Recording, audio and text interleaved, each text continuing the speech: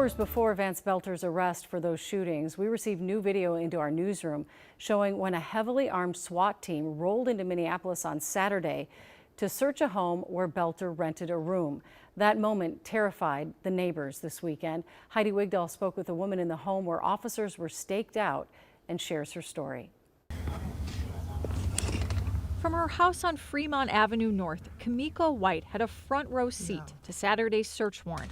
They pulling up to his crib, breaking through the door. But while chaos was unfolding outside, it was far from calm inside Kimiko's home. I'm terrified. I'm for my safety, for my kids' safety. Around 10 a.m., Kimiko heard a knock on the side door. It was two officers. He said, "We need to get in your house now." And I'm just like, huh? You need to get in my house? They go in my room and they had big bags with them. They lay every gun out on the bed. Officers set up in her room, looking across the street to 4830 Fremont Avenue.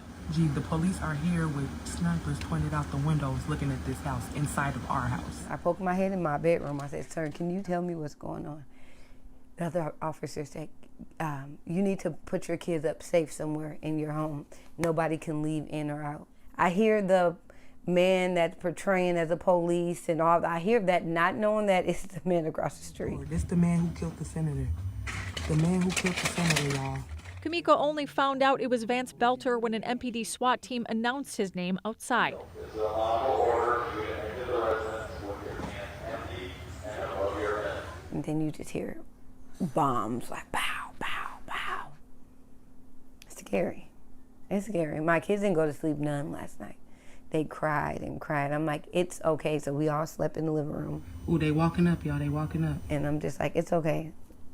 They're gonna get the bad guy. It's okay.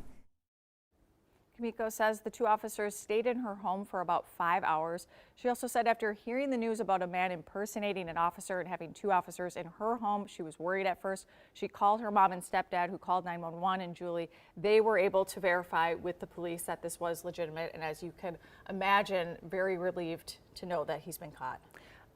Yeah, I just can't imagine that, not knowing, and we're so involved in what's happening minute by minute with this search, but also North Minneapolis, it just kind of seemed out of the blue at first. I'm sure she was so confused.